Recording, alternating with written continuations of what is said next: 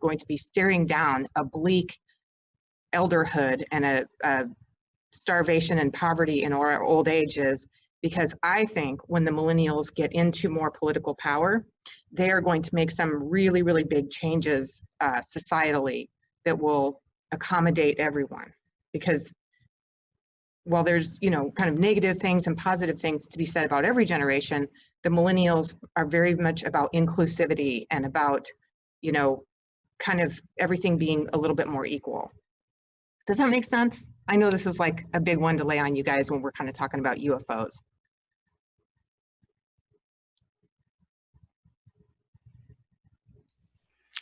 Well, it's a headful, that's for sure. It's something that I hadn't spent much time thinking about, but it makes perfect sense that, well, I'm a baby boomer, so it stings a little bit to be accused of using up the world's resources so that you get shorted, Ginger, you and your brethren. But anything is possible, of course. Dwindling Earth resources have been known for decades. And this is a very interesting perspective. And, you know, there isn't a lot of talk about generations and population control, which is one of my issues. But let's hear it from some of the others. What do you guys think? Mary, any thoughts? Uh-oh. Hold on. We got you muted. Okay. There we go. I'm going to be talking about the generations in my article, but I'm talking about it from a galactic perspective. And so it's quite interesting that Ginger's come up with this. But the reason I'm saying that, and I know Preston will be aware of this, is one of the patterns of ET encounters is it's intergenerational. It goes through family lines. So whenever I've got an experiencer, I will usually say to them, what about your parents, your mum or your dad or your grandfather or grandmother? And they usually say, my grandfather was all into UFOs, or my grandmother was very clairvoyant and I'm thinking, there we go. And it sometimes can be just one of the lineage, which is the female side, mum, or it might actually be both of them. And what I'm discovering, I'm going to be talking about, is the upgrades of human in each generation.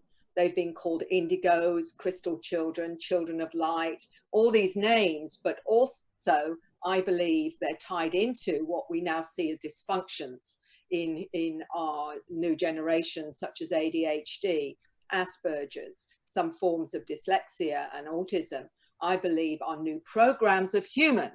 And this is what's coming through my research to show how they view the world and their reality in a far more expanded, multidimensional way, which in fact ties in a little bit, should I say, a kind of more galactic perspective. So for me, in a way, that's very relevant, and I'll maybe talk about that when I do my article.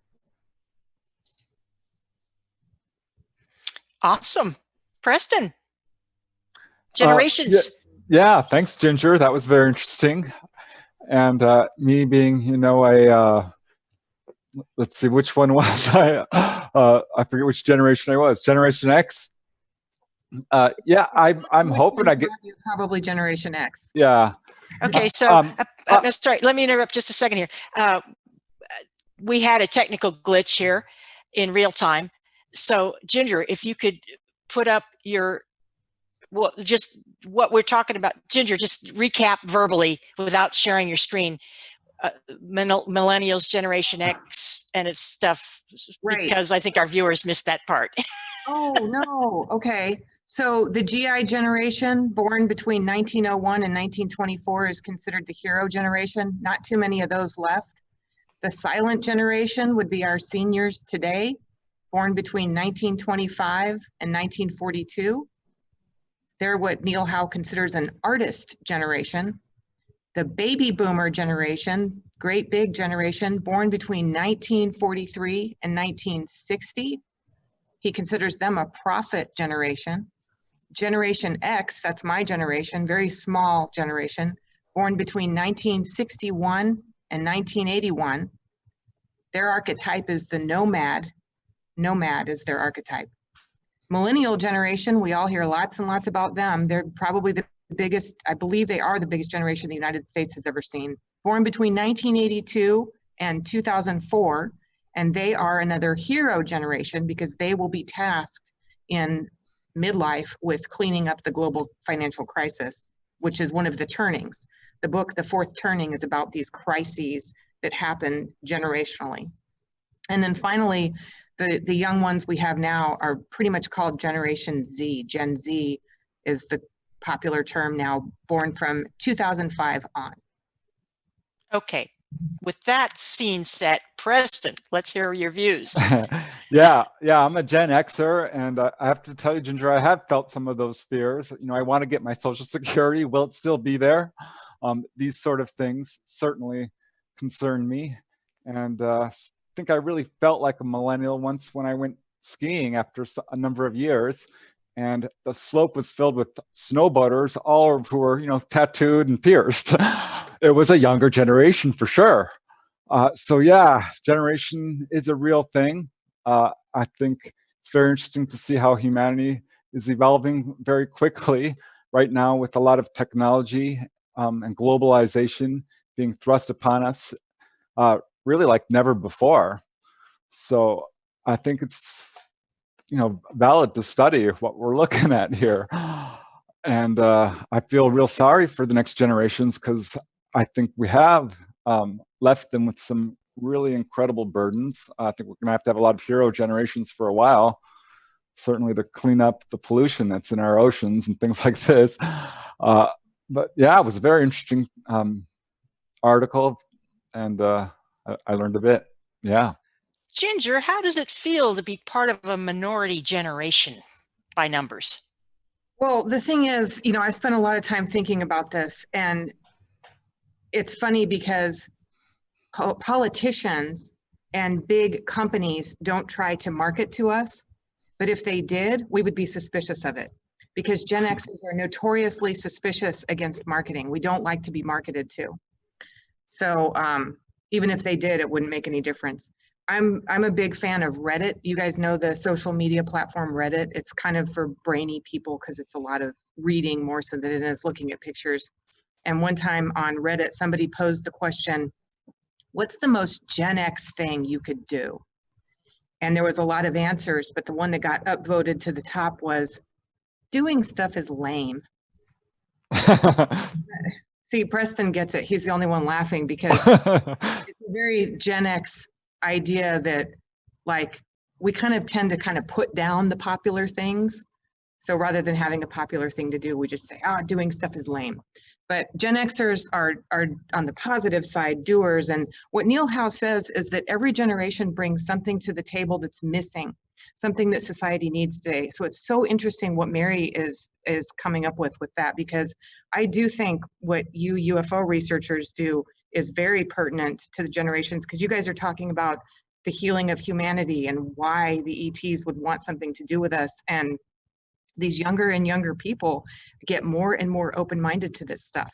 You know, they get more and more, like Mary mentioned, the indigo children and the prescience of these kids and the things that they can pick up on. And, you know, people really put down millennials on the negative end, that a lot of them live with their parents. They're not as likely to go out and get married and get a job or have a family. They're kind of lazy, you could almost say sometimes, or, you know, comparatively. But on the positive side, my observation, and from studying this, is that millennials are incredibly emotionally intelligent. They can tell you about their feelings. I mean, they can, a 25-year-old millennial or 30-year-old millennial can tell you stuff about who they are as a person and what they've struggled with in way clearer terms and more accurate terms than I could at that age. I mean, it took me till my 40s till I could really do that stuff. So I think what Mary is getting at is going to be really important, because these younger and younger generations and the whole autism and Asperger's aspect of it, what's going on with these generations, what are they bringing to society that we're missing? And this is a taboo topic because mainstream media does not like this. This is like woo-woo stuff, you know, but the fourth turning is so well studied, and he goes back into history. It's very heavy on historical occurrences that shaped these generations. It is interesting, and it's something we don't hear much about. So I'm really grateful that you've brought this to our roundtable. Mary, have you heard of studies that talk about incidences of UFO abductions by these generations? You know, millennials, Generation X, and such. Are some generations more prone than others? Well, what I'm going to be speaking about is actually what I call a young 9-year-old who has her own experiences. The interesting thing is with the children is that they're not fearful of their interactions, most of them. They're far more comfortable with the concept that they are from somewhere else, or they've got a connection to these galactic beings. They're quite peaceful about that. Their problem is planet Earth and the limited way that we understand reality. I was just about an hour ago talking to an 8-year-old that was telling me that he sees orbs, he has someone talking to him in his head, that he sees energy. He explains that he sees the color auras around people. He also says that mushrooms communicate with him and other plants and animals. Now, we're talking about an 8-year-old here that's trying to manage his multidimensional self in a third-dimensional consensus reality that says none of this exists. And his mother's biggest problem is how can she support him so he doesn't shut down from his awareness, because she also sees things, experiences things, the whole family does. But her issue issue is, how can I best support my son, because this is part of his reality. And this is really important now, because the new generations that I'm going to talk about not only see multidimensionally, they are seeing beings. They are seeing light beings, or crystalline beings, or feline beings, or a whole range of intelligences, or just purely frequencies. I mean, one of the things I said to him is, what one of the beings you see? And I said, what does it look like? And he went, well, it's all fuzzy. It's like, I said, like energy, like a kind of energy. He said, yes. So it didn't even have a form. It was just pure energy and consciousness. So when I talk about how things are going to change, this is the new generation of human that is far more expanded in its multidimensional awareness, connected to the, if you like, the quantum hologram of consciousness, or what, is our multidimensional essence, or soul, or spirit, or whatever name you want to give it. So for me, that's where we are, and that's where we are going as a species, which is a completely different one from where I was born, where you'd be calling me the prophet, or whatever. I wish you could see that in another way.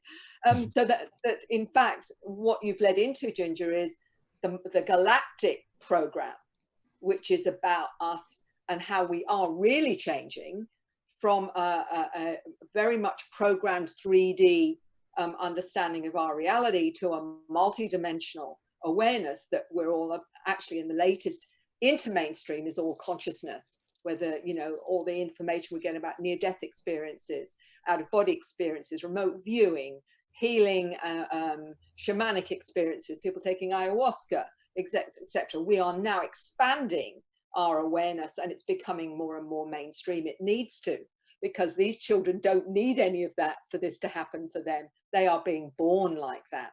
So I'm going to tell a little bit of a case study of a 9-year-old in a minute that will actually explain where they're coming from. Fantastic. Any other comments about generations, thoughts about Ginger's very thought-provoking article, which I had, by the way, had never heard of. So again, thanks for bringing that to consciousness, because by bringing it to consciousness, we can have reasonable debate and share our ideas. Real quick, since there's some baby boomers in the panel here, I don't want you guys to feel like there's so much positive about what the baby boomers have brought to the table. And they brought a lot of vision and a lot of, like, you look at all of the gold standards for music and film and art and, just social consciousness raising that I could take you through like the whole thing, but baby boomers being a very positive generation who brought a lot of positive things. And then on the negative side, you know, some of the negative things. So the way Neil Howe describes these generations, each one brought something to the table. I mean, on the positive side, baby boomers have all this vision, but on the negative side, they want to tell other people how they should think. You see what I'm saying? So it's kind of like a positive and a negative. I remember, although I can't tell you the date, but it was only a few years ago that the statistic was published that the millennials outnumbered the baby boomers for the first time because, of course, the baby boomers are aging and dying, and the millennials are up and coming. So because the baby boomers had so many kids, you know, that makes the millennials an even larger generation. And I'm always nice to younger people of all ages because odds are one of them or their friends is going to be attending to me and my needs in the old folks home at some point. So I want to get good relationships going, you know.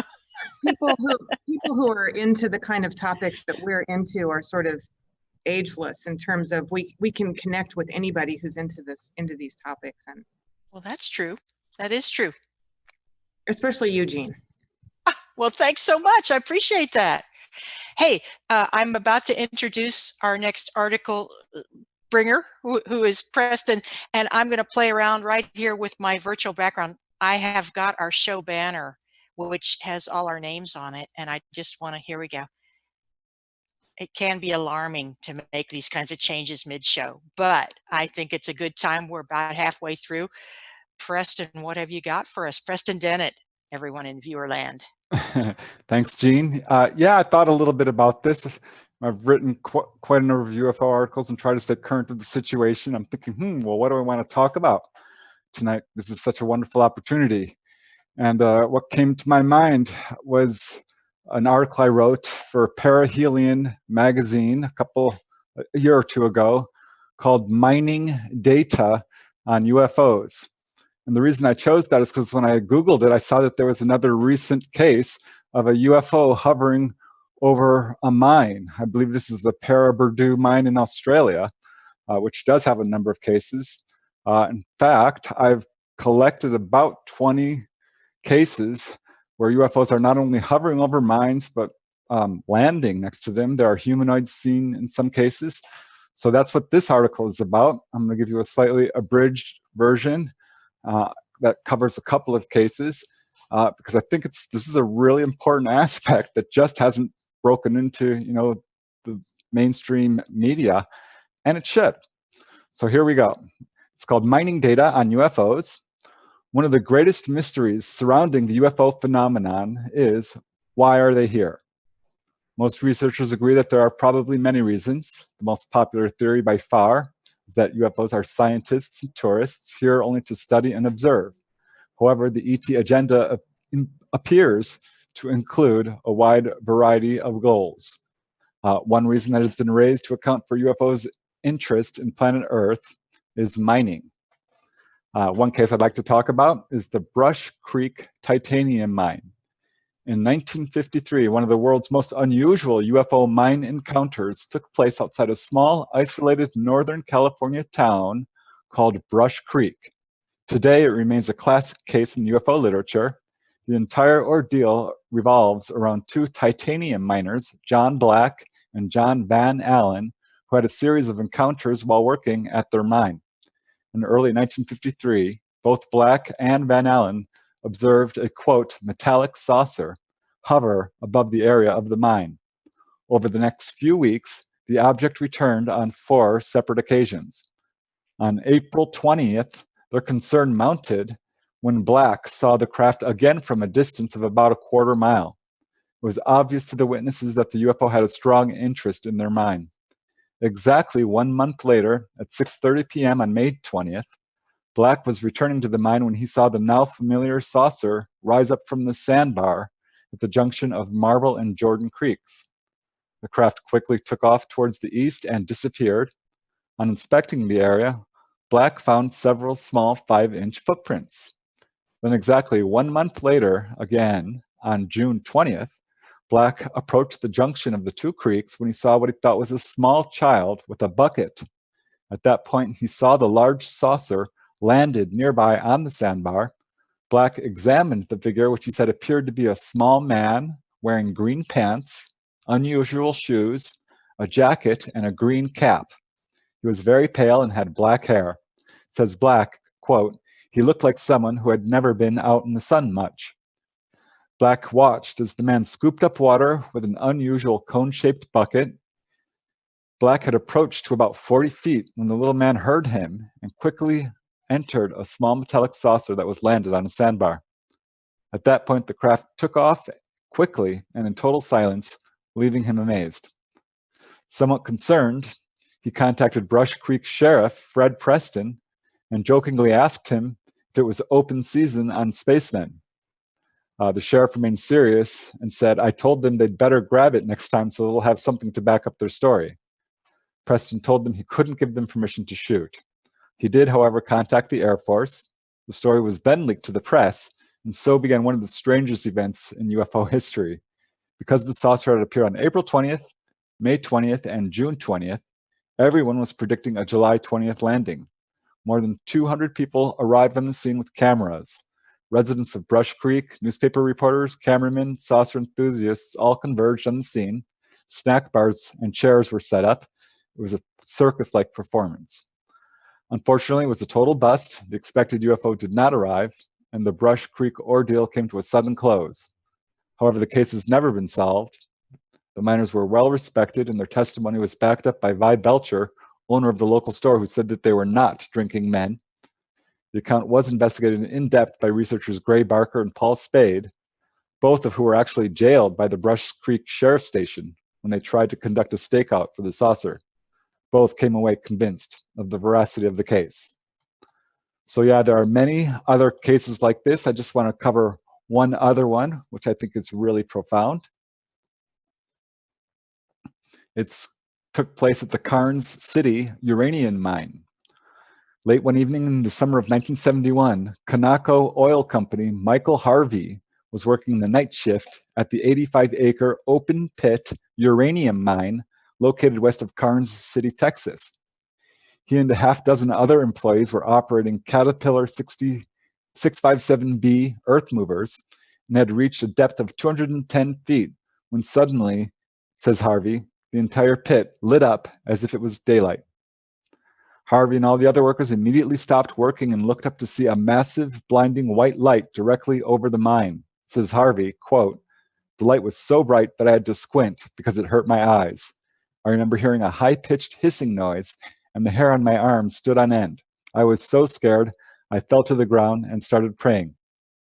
The light was too bright to look at. The workers were frozen in fear for a few minutes until suddenly the lights began to dim.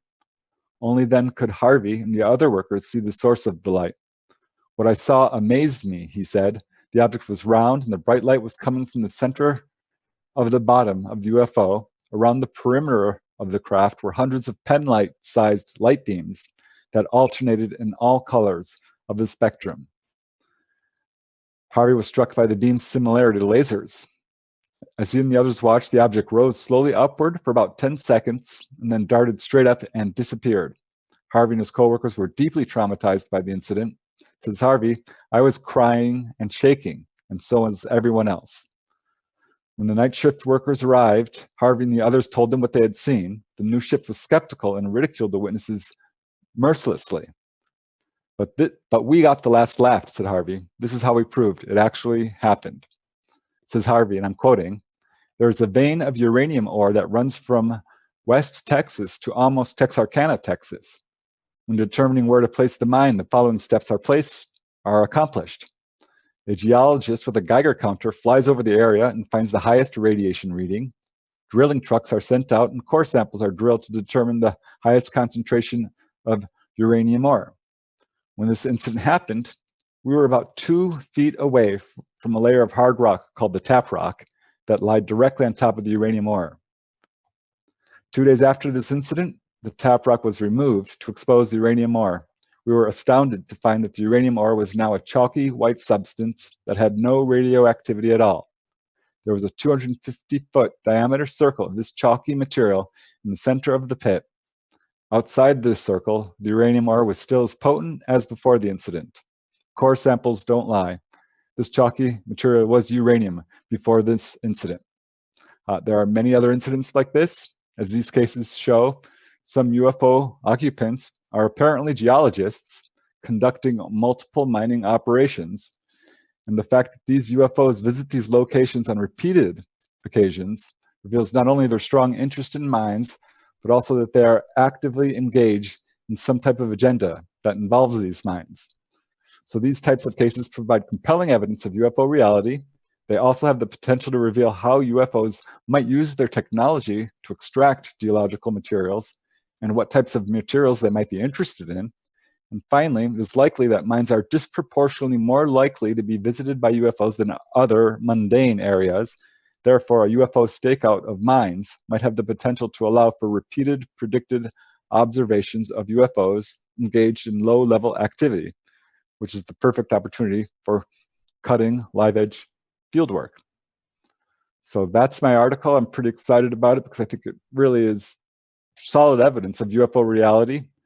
If they're really interested in all these mines, copper mines, iron mines, diamond mines, uranium mines, it shows that we're dealing with actual beings who do pilot physical craft and are probably coming from other planets like us. Well said. Well done. What do people think? Mary? Right. Fascinating, Preston. I had no idea that that was of an interest. I do. It makes me recall a little bit about the Army and Air Force bases where the craft are seen above the base and they turn off the nuclear warheads and reprogram and all that kind of stuff. I'm wondering whether or not this is a way of surveying what we're up to in terms of the mining that we're doing, what we're doing to the planet, whether or not they're also needing some of those particular elements for whatever they're doing. I mean, that's always possible, of course, as well. What I'd be interested in is the ones that experienced this or saw the light or were around at the time of this. It would be interesting if they had any subconscious recall of anything else going on, in other words, a pickup. Because I know, will be aware that many people who see UFOs and they think they've just been watching them for a little while or a few minutes, take some pictures and think nothing else is happening. Often as not, there's either a pickup or a download to the individual that's seeing them. So for me, I'd be quite interested to see if there was any missing time thing or whether or not they, had any hypnosis to find out if anything else happened. That's what would intrigue me with this as well, because for me, it would be wonderful if there was a way of understanding why these intelligences are particularly interested in certain minerals or whatever. As I say, whether they're just watching us and monitoring what we're doing or whether or not they actually need those particular elements is quite fascinating. Or perhaps some of each. Could be both, of course. Yeah, I found no evidence of people having contact before or after this or connected to it in any way. There is evidence where these objects are physically affecting the mines. Arizona is the leading producer of copper in the United States. Many of their mines have been visited, and some have had objects hover right over the copper smelting plant and send down not only beams of light, but little probes into it. So perhaps they're measuring our level of pollution. That would make sense to me. We don't have proof that they're actually taking stuff. They did kind of turn that uranium mine into chalk. That could be for our own protection. But who knows if they actually even need that. It seems kind of strange that they would need our minerals, but we're kind of stuck with the cases. It's good evidence cases, though. Yeah. Any thoughts there, Ginger? So I also was not aware of there being visitations to mines, but it does bring to mind the military and nuclear plant visitings, like Rendlesham. Yeah, that's definitely a thing we see. UFOs do appear to be interested in nuclear mines, nuclear stations, anything technological, really. There's a bunch of what we would call UFO attractors. Schoolyards are one of them. They're attracted to elementary schools and high schools, graveyards, believe it or not, prisons, Air Force bases of all kinds, airports. There's a long list. Both the cases you mentioned are lesser known. In the Brush Creek incident, did you say the miners expected the craft to come back? Yeah, it came on the same day, 3 months in a row. So that was a pretty strong pattern there that it was exerting. Didn't come back the next time. Maybe because a crowd had gathered. Could be, but yeah, I was struck by how universal this is. I mean, there are mines up all across the United States. South America, there were cases. There's cases in Africa, Australia, all over the world. Well, what sprang to my mind was the association with the Sumerian texts, which I've been looking into lately. Yeah. Again, the Sumerian creation myth for human beings being that our progenitors came from another solar system that needed gold to replenish its atmosphere somehow. And they were mining monoatomic gold out of Earth and sending it home. It was too little too late, apparently, but that evidence of gold mining, ancient gold mining in South Africa, as is being researched by Michael Tellinger and others, it's opening a whole new door on our understanding of human origin, where we came from. And it certainly looks as if ETs are interested in mining. And, I've been writing a lot lately about science and futurism. This is not even science fiction anymore. Science tech is heading toward mining asteroids. Companies around the world are positioning themselves to either build their own satellites with robots on them. The Japanese are leading this research. They've landed a probe on a moving asteroid hurtling through space, and they want to deploy little hopping robots from a carrier robot that can make mineral assays, scoop up bits of mineral and take it back. Well, in case of Japan, they want it back to Japan so they can analyze asteroids to see if they're worth mining. So maybe these ETs treat Earth as a very mineral-rich resource and a nice place to bring the kids, while you're here. In other words, we'll go fishing and these guys will go mining while we're here on Earth. I don't know. This is really fascinating, though. I'm glad you brought this up, Preston, because I had not heard of this. This is amazing. Any final thoughts? Doesn't get near enough attention, but yeah, thanks very much. I think it's important.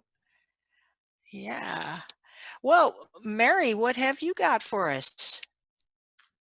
Well, you did say something that I'm passionate about, and I'm passionate about what I believe is a program of upgrading of consciousness on the planet. And the reason that I came to this conclusion that what are appearing to be dysfunctions in our new generations, what was interesting about that for me was when I was talking to experiencers that were parents, and they would talk about, their parents or their grandparents interested in UFOs or being a little bit more aware, maybe a bit more psychic, a bit more intuitive. And then they were saying, but now I've got a child that's autistic, or I've got a child that's ADHD, or I've got a child that's got Asperger's or dyslexia. And I started to ponder that and say, well, what is that saying? If in fact we're being upgraded, so why are we having these children that are so very different? And we're struggling to, get them to interact. We're struggling to educate them and what have you, unless they're actually not dysfunctional, and it's us, the old models, that are dysfunctional.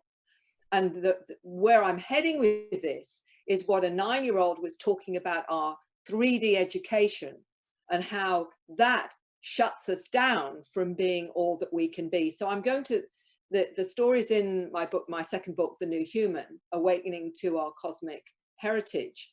And this is a young girl that I was introduced to by a mother, because the mother had been watching some of my presentations where there was those that have contact starting to speak what we call light languages or star languages, completely spontaneously, either because they start learning healing or they're having interactions, then suddenly this is triggered and they may write symbols. They may in fact use those symbols for healing as well, or scripts, or unusual artwork, or bringing in music. These are all the expressions of contact. So this is how the mother contacted me, because they live in Scandinavia, and her 9-year-old, she showed her 9-year-old this because her 9-year-old was speaking these languages, these strange languages. So this is the short version, the excerpt that I'm going to read to you. Sophia, I call Kathy's mother, who's 9, and said, "I can heal water."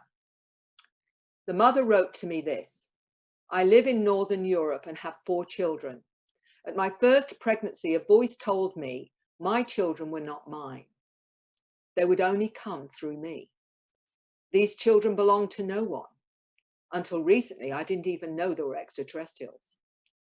My daughter Kathy is 9 years old. Occasionally she gets important messages in ET languages.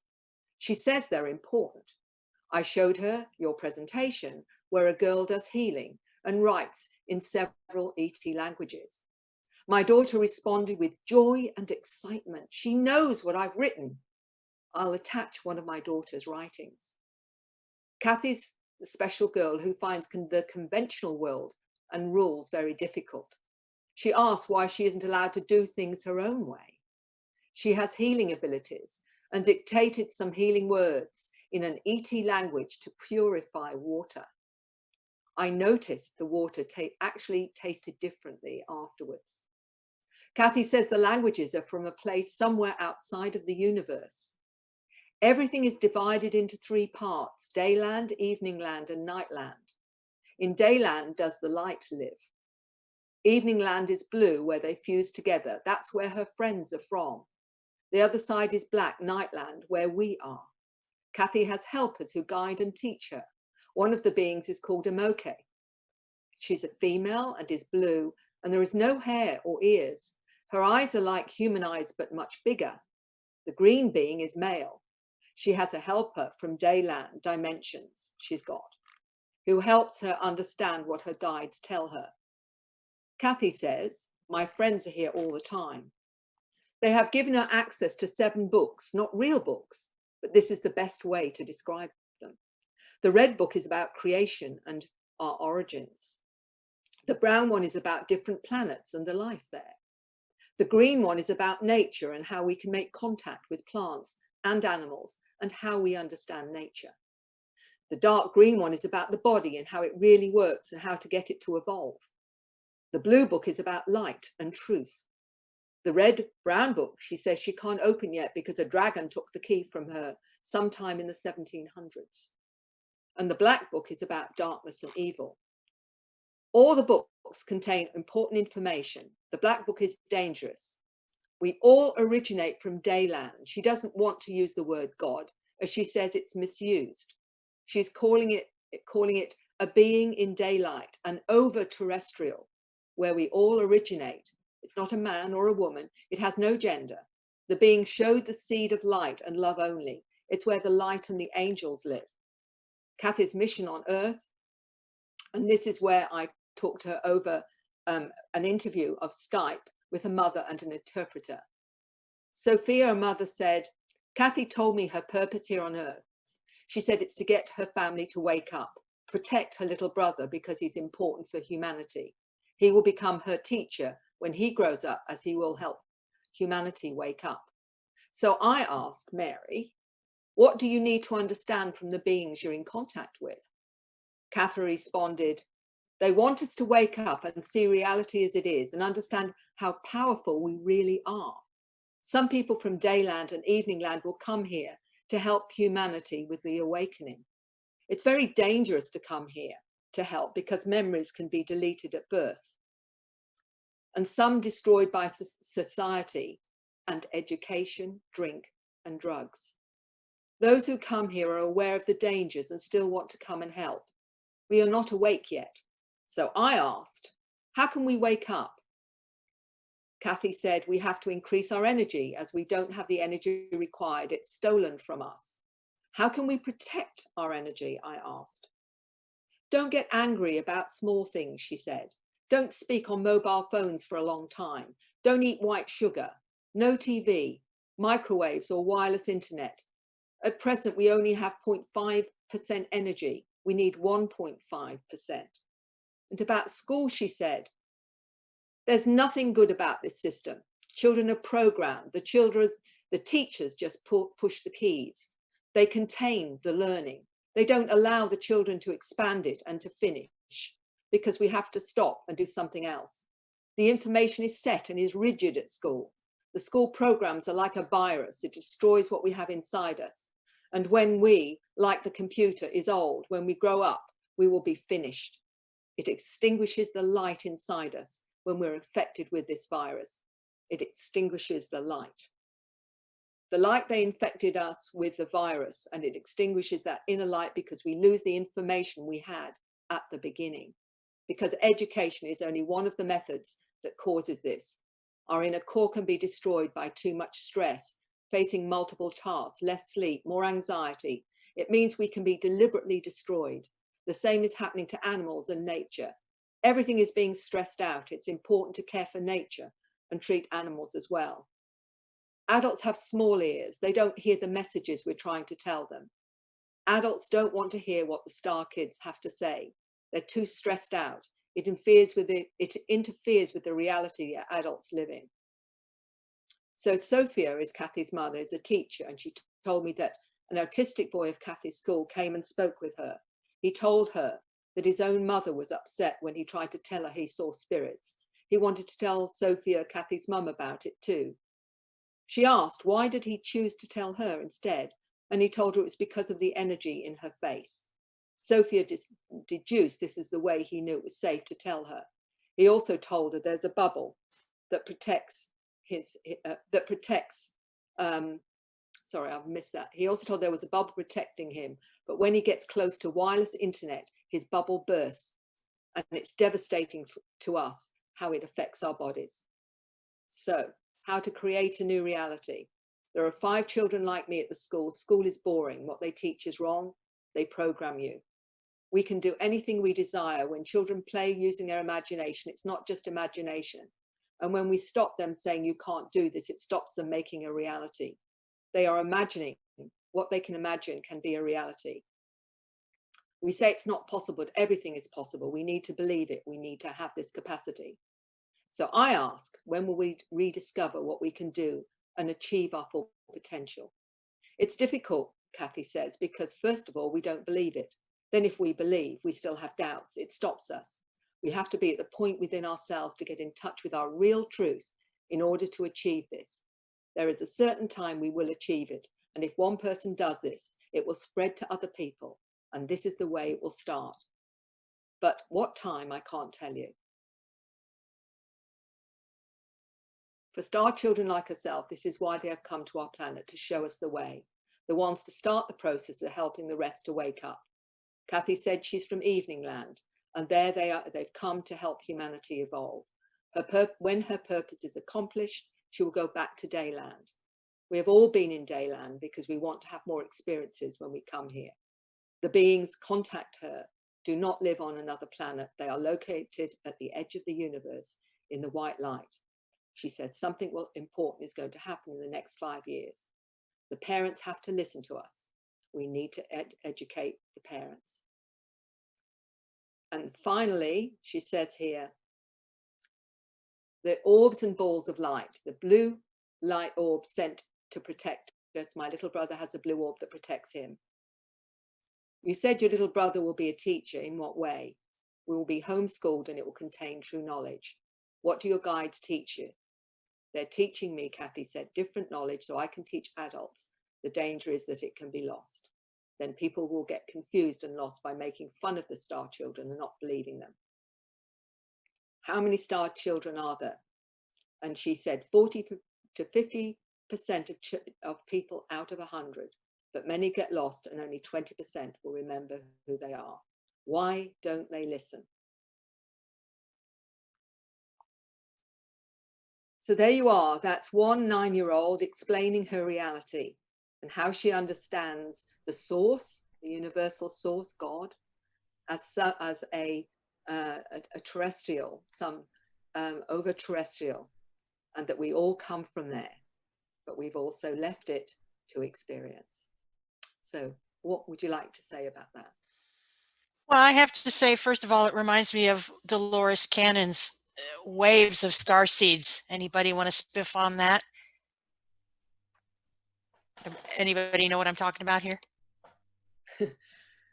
Well, I certainly do, because Dolores Cannon was a friend of mine. Please go on. Dolores came to my groups several times when I was in Perth in Western Australia and talked to my experience of groups.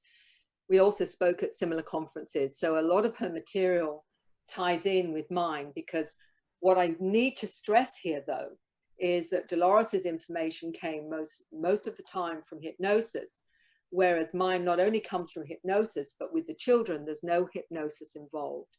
It is all conscious recall. And that's really significant, because a lot of that I found is for a lot of people, that's gives it even more of a tangibility, because it wasn't through an altered state that they came out with the information. So with the children and the stories that I tell in there, it is literally all conscious memory, right up to the teenagers that I've spoken to.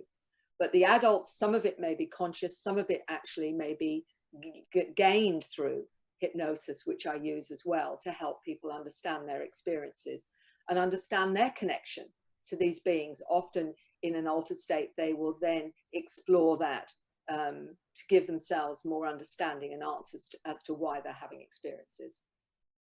Have you collected data information from anyone else talking about something big happening in 5 years? That's intriguing. I will tell you, absolutely. And this is from people coming from all different parts of the globe that will write to me and say they're getting visions, or they have this knowing or this sense that some event is going to occur, most likely in the near future, not necessarily in the distant future either. Some of them feel anxious about it. Some of them feel almost urgent. There's an urgency with it, almost like there's something that they have to do to prepare for this. So what that is, we don't know. Many are talking about a new Earth. Others are talking about an event. One of the interesting ones is that I find very significant for me and resonates is something Dr. Lena Olsen, a molecular biologist who's an experiencer in Sweden, she said that she was told that we're separating out into two frequencies, the low frequency people that will stay in 3D and the higher frequency people that will actually go and move to another level of awareness. So maybe it's something to do around this kind of consciousness. I think it's anyone's guess, and all I can say is, trust your own resonance to what feels right for you. But certainly the sense something big is going to occur that will shift awareness and shift consciousness seems to be a very strong theme. It does indeed. Ginger, what's your take on all this? So I think that Mary's work is very important, and I find it fascinating. Kudos to you, Mary, for doing this kind of work. Otherwise, we wouldn't know anything. I mean, how would we know about this? I love the idea of kids like Kathy, and it makes me wish I could meet, a star child. Gosh, there's just so many questions. Do you, Mary, think that everyone is here, and from your research, from talking to these kids, as we've come from somewhere else and then forgotten, or only certain people are here to help heal the actual humans that originated here, or what? That's a good multiple question, really. What I do believe now is, even though we're the older models, as I call it, of planet Earth, I believe we have within us what Kathy was saying, that everyone has the potential to be this amazing multidimensional being, that just some of us have been switched off a little bit more through our education, and our programming is limited us accessing that. And many are waking up to that now through, I've talked to some adults that had no belief in anything particular, didn't even believe in UFOs or whatever, would have a significant wake-up call, a catalyst, whether it was seeing a UFO or a shamanic experience, and all of a sudden they're aware more of their multidimensional nature, but also their connection to these intelligences. They'll say, I got a sense that I'm connected to the Pleiades or Arcturus or whatever, a real sense of their genetic heritage. The sense is from the children that they've come here to help.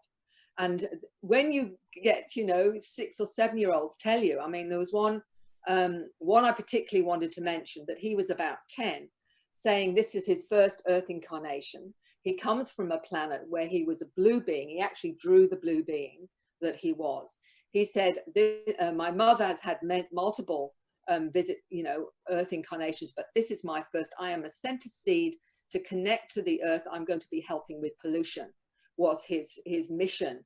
I talked to one 8-year-old that told me that he's connected to the mantis beings, that they are his ancestors. And interestingly, he said that not only does he go up on the craft and gets taught things, sometimes he evaporates, he explained his essence, evaporates into the mantid form to do a task and then come back to his human form. So he's so connected that he sometimes goes into his non-human form for a time. This is the new ones. The new ones coming in, many of them aware of their heritage, whether they've come from a planet in this solar system or whether or not they've come interdimensionally. One 8-year-old is explaining to me that he can go interdimensionally to other planets. He says he just needs to know their mathematical number, and he is able then to access those planets through that frequency. This is the kind of awareness I'm talking about. It's way beyond what the rest of us have even begun to access, or at least most of us, or we still think it's in the realms of science fiction. These children will tell you about their lives on other planets, who they were connected to. I remember one grandmother saying, I think it was her grandson or granddaughter was saying, do you remember when we were on that water planet together? And explaining, don't you remember? So this kind of thing is very much their reality. And this is when Kathy was saying the problem is with schools, is that as soon as you go into a school, she said, they program you out of your light, was what she was saying. What she meant was your inner knowing, your inner awareness, your inner understanding. And this is why she said, it's better if you don't go to traditional schools, because this is what happens. So that, this is important. And isn't it interesting that homeschooling is, I've read that homeschooling is one of the things that'll land you on the Department of Homeland Security's suspected terrorist list. I've written an article about it, that, in other words, the state wants to have control of schooling, of education. And I knew when I was in school, it was a mind killer. I think a lot of people do, without really understanding just how it beats out the creativity. And of course, the whole model of Western education came from a Yale student who basically went over as an intern, an undergraduate, was sent over to then Prussia to look at how they were doing education.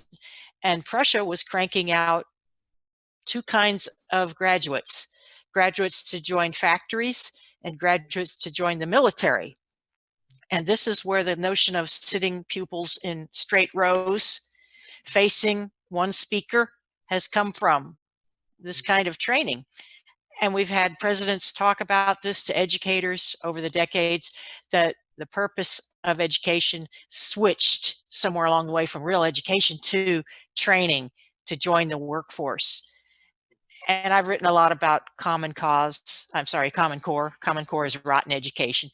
There are so many facets to this article that you brought, Mary, that I'm going to be quiet and think about it. Preston, what do you think? What's your response to all this?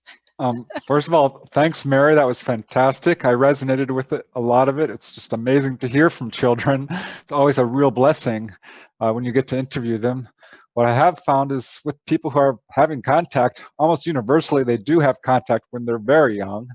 My heart goes out to them. Often they're not believed by their parents. So yeah, children are a big part of this. I just recently wrote this book, Schoolyard UFO Encounters, where UFOs are targeting schools. Half the cases involve elementary schools. These are very low-level sightings. 30% are landings or humanoids. So they're very interested in children. And I think partly because they are so open-minded, I think it is one of the ET's primary agendas, is evidenced by the case you cited, to wake people up on our planet. And this is absolutely what I see universally with people who are having contact. One guy who was an electronics specialist in the Navy, part of the Hunter submarine squadron, came back, had an encounter, came back and became a very successful dowser. People become very interested in hands-on healing and Reiki. They start having precognition, OBEs, out-of-body experiences that happened with me. I became completely, into UFOs, and at the same time, started having all kinds of out-of-body experiences. We are unlimited. This is the big message I think ETs are trying to wake us up to, the fact that we can levitate, we can do telepathy, we can visit the other side, we are interdimensional. So it was really heartwarming to hear, that case, and I do see this in a lot of children these days. One lady who was had experiences. She was pregnant with twins, lost one in utero. She had a UFO landing next to her house. Eventually did have the twin, which miraculously survived. And he's just this angel. He's got these huge blue eyes, white hair, super precognitive, super sensitive. So definitely one of these star child type of things. I think the ETs have been working very hard with our race, to sort of uplift it, to make us more sensitive. They're very interested in our emotions and our ability to feel, and all of these things. Past lives is a big part of this as well. So yeah, I think the nuts and bolts folks, God bless them, it's important, but you're missing out on really the best part of this. What you're saying is nuts and bolts being the UFOs, the hardware, and the missing part being consciousness, the messages. Is that what you mean? Yeah, there's a lot of researchers out there who focus, in just, UFO hardware, right? Crash retrieval cases, alien bodies. Yeah, they want the proof. We have the proof. The proof is within the public arena already. We have conclusive evidence of UFO contact. But the real meat, the real juicy part of this is how we are being lifted up into another dimension. This, I do hear that there's going to be big changes of some kind. Are we moving to the fifth dimension? Is the veil between the worlds getting thinner? Are we waking up to a whole new consciousness? And but yeah, universally, experiences do tell me they feel the world is going to be a very different place. So I think that really is exactly what Mary's talking about. That the children are here to sort of usher that new age in, an age of, gosh, I hope, where greed and intolerance ends, and it's more of love and inclusivity. Amen to that, and Aum as well, and Namaste. Any affirmation that we could put on there? I'm thinking about the mass sighting in Zimbabwe, Africa. School children out at recess, UFO comes down, beings float out, and the message they give these children to take back to the adults is twofold: practice love and stop trashing the planet. How are these? What other themes have the rest of you heard coming from the mouths of babes, as it were? That's definitely a number one message about the environment. When people are taken on board a craft, often, even as children, they're taken to the engine room, which I find fascinating, because this is not uncommon. And the ETs explain very clearly how they fly their craft, how they power it. It's usually some version of electromagnetism or something along those lines. And in a number of cases, these people come back and they become an electronics specialist. One guy with no high school education, starts making patents for electromagnetic engines. Another guy tried to create this perpetual motion device, and did successfully. It spun and spun and spun for like 3 or 4 weeks. Just bicycle wheels and magnets, he said. The counter-rotating magnet theme turns up quite a bit So yeah, being taken to the engine room is one I hear a lot. You know, and that's amazing because in traditional school, Western school, children are thought to have a very limited capacity for knowledge. And I always found, as a child, I felt the opposite was true, unlimited capacity for knowledge. In my case, I was a sponge. And just like Kathy in Mary's case report, they were holding me back. And I would imagine each one of us here in this forum feels much the same way, that school was not serving us well, and that the real education comes from independent research into the outside world, but also this very important consciousness component of inward seeking. That's where all of us seem to be going with this. Every UFO researcher is just like what Preston said. We know the hardware is real. We know there's ETs. Now let's get down to figuring out why they want to communicate with us, those that do. And it's all about uplifting our species, going to some new vibrational rate, even if that means just being nicer to each other. So it's such a series of rabbit holes. One thing leads to another, leads to another. Ginger, have you met indigo children in your travels? I have not, but I'm definitely interested in this idea. And in my work, you know, I work with kids a lot. I'm getting into now, getting deeper into serving the ADHD and autism spectrum and cerebral palsy and Down syndrome groups of kids. And I'm going to be keeping some of, you know, what I'm learning here tonight in mind as I get farther into that, because I think that it all ties in. Yeah, going on that vein, I do see autism and various spectrums of, you know, different consciousness in UFO contact cases. So I find that very interesting. When Mary brought that up, I'm like, yeah, definitely have heard that before. Mary, I'm just curious, and I'm sorry, but how many of these kids that you have talked to are frightened by their experiences, the proportion of frightened versus not frightened?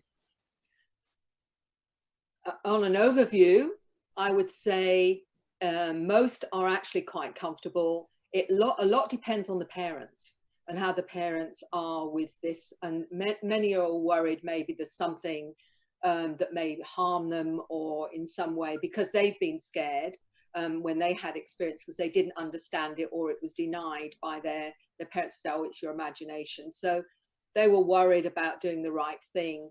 The child will pick up that and pick up what the parent is actually saying. When in fact, if the parent is open enough, then the child then can start exploring this, and they'll talk about being on spacecraft, learning a whole range of things. And that's, you know, cosmology, learning quantum physics, for example, learning about the real origin of the species. And I remember the 8-year-old saying to me that when he went up on board craft with a couple of his school friends, they would be in a group of his school friends and other children. Some of the children, he said, didn't look quite human. And I said, what do you mean? He said, well, their eyes were different, although they were humanoid. But he explained how he was taught how to use his consciousness to create things and to explore things, you know, and he would say they'd project things. And he said it was very complex. So I remember saying to him, when you say complex, can you tell me some of the complex things that you were taught? And he looked at me, this 8-year-old, and said, no, it's too complex for you. So there you go. But interestingly, I said, did you talk to the 2 school friends that went up with you on the craft? And he got very agitated and said, no, and no. And his mother said, he said, Mum wouldn't let me. And I talked to the mother, and she said, very apologetically, I was afraid that if he started talking about this at school, that he would have problems, or, you know, there could be some issues that would come up when you start talking about learning things on spacecraft, you know, with beings and whatever, could have been a problem. But it wasn't a problem for a 12-year-old I spoke to, who told me that in the classroom, she's got a grey ET with her. And when the teacher says something that's inaccurate or not accurate in terms of information, the ET would say to her, "That's not correct. This is what you need to know." And I said, "Did you ever talk about that to anyone else?" She said, "No, only Mum, because Mum understands." Wise child. They are all interacting with these beings, and as long as that it's healthy and it's balanced and it's useful, they're fine with it. They can't understand why people are afraid, because it's family. You know, as the 8-year-old said, the mantis beings are his family. They're his ancestors. He's going back to being a mantis when he passes on. So that is their comfort with it and their acknowledgement of their star heritage. And this is what I'm finding with a lot of the children. To them, this is the reality. What's the problem? And one of the ADHD older generations that I spoke to, a ufologist in Hong Kong called Neil Gold, told me he hadn't realized he was ADHD as a child, but he said he always saw the complexities of the universe in a completely different way, it seemed, to everyone else. And he wrote the book Close Encounters of the ADHD Kind, and he retranslated ADHD as always dialed into higher dimensions. So I think that's a pretty good way of explaining the ADHD, that we medicate to slow down enough so we can program them into our limited and limiting 3D consensus reality. Wow. Wow. Just wow. Well, I can't believe 2 hours has flown by. And by the way, viewers, our stream was interrupted about halfway through this 2-hour broadcast of Taboo Topics with Jean Broida and guests Ginger Routh, Mary Rodwell, and Preston Dennett. So this is part 2 of that stream. And we have a part 1 as well, floating out there in the ethers. And at this point, it's time to wind down our cavalcade of panelists. I've had a really great time. Mary, tell us how viewers can contact you and just brag a little bit on yourself a little bit. Look, I always say now, go on Google and look up Mary Rodwell, and you'll see my website, which is acern.com.au or maryrodwell.com.au. The Alien Lady is another one I'm quite well known as these days. But yes, just there's lots of YouTube presentations as well, that you can actually find me, and different presentations on all of this that we've spoken about today. What about conferences coming up? The next one that I'm going to be speaking about is Contact in the Desert in California at the end of May. I've just done the Conscious Living Expo in LA, actually, that's just passed. But that's the next big one where I'm coming to the US. Absolutely fabulous. Anything else you'd care to add? What would I like to say to everyone is that the wonderful thing with this, and I agree absolutely with Preston, that when people say, you know, what does this mean? I believe this means that we are going to achieve our full potential with our connection to these beings. And I don't think there's anything to fear whatsoever. The only thing to fear is fear, isn't it? Well said indeed. Ginger Routh, how can people contact you? Tell us about yourself. Yeah, if people in the St. Louis area are interested in meeting other like-minded individuals, we meet the second Monday of every month in Webster Groves, which is a suburb of St. Louis. People can email me at gingerwatch@yahoo.com. That's gingerwatch@yahoo.com. We don't have social media. A lot of the people that meet in our rooms actually don't like to use cell phones or the internet at all. So this is hardcore face-to-face, low brow, but it's a great way to raise consciousness and share ideas. Do you like for people to email you? Yes, email me is the best way to get in touch. And what's that address one more time, please? gingerwatch@yahoo.com. Have I been mispronouncing your last name? No, it's not my full name. My email is ginger and then the word WATCH. WATCH, a watch, Ginger Watch at, and what's your domain? Yahoo.com. Oh, Yahoo. Perfect. Well, thanks so much. And Preston Dennett. Hey, thanks, Jean. It's been a huge honor talking with you guys, Ginger, Mary, Jean. Really appreciate it. I think this is a very important subject, UFOs. I think the environmental crisis, the economic crisis, and the energy crisis could all be solved if we just release this ET technology, which we do have in our possession. I think we're going to be looking at open official contact. I think the disclosure movement will bust this subject wide open. So it's a great time to be alive on Earth. You can find out more in me and my research on my website, which is prestondennett.weebly.com. You just Google my name, it should take you there. You can contact me through my website. Also, all my books are there. Love hearing from witnesses, whether they've got a question, a comment, or a story they'd like to share. I'll be speaking at UFO Con in San Francisco this month, actually, February 22nd, 20th, around there, third weekend. Hope to see a lot of people up there. And yeah, thanks again. This was a lot of fun. Awesome. This is a real thrill for me too. I am Jean Broida, host of Taboo Topics with Jean Broida. I have written a book, Unknown Objects, the Top 10 U.S. UFO Cases, available on Amazon. Well, with this screen here, you can't see it. That's okay. Head over to Amazon. It's an introduction to 10 very famous cases in UFO history. Great for someone new to the topic, or even a seasoned investigator is probably going to find some details that had escaped them before. There's just so much to all of this. I do write on a daily basis for several publications. I write conspiracy articles at thedailyconspiracy.com as Lightworker111. I'm at dimwit.politics and some other places as well. Please visit my website, lightwork111.com. There's a link there to my book. And I'm starting up this new website for the show, tabootopics.life/shows, which if you're watching this in real time, you followed to get here in the first place. So thanks so much. All of you panelists. A show like this just can't happen without the valuable information that each of you has brought. And I'm just so grateful that you could carve out a couple of hours on a Sunday night and share what you know, the extraordinary things that you know, with us here in the group and everyone out in the universes.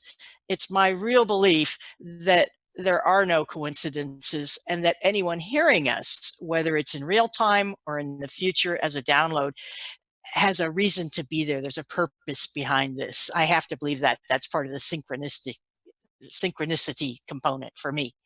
So that said, anybody else want to say anything in just a few seconds, because we're about to take this out for the night? I think we're all good. And that is our take on it, viewers.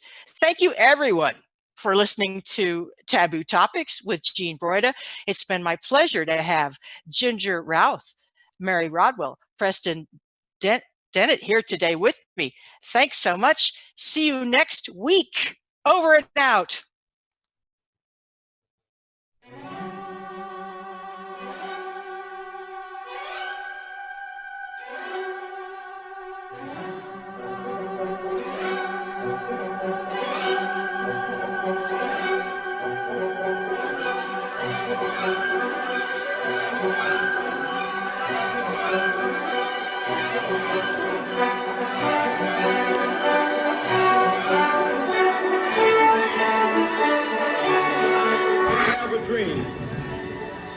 One day, this nation will rise up, live out the true meaning of its creed.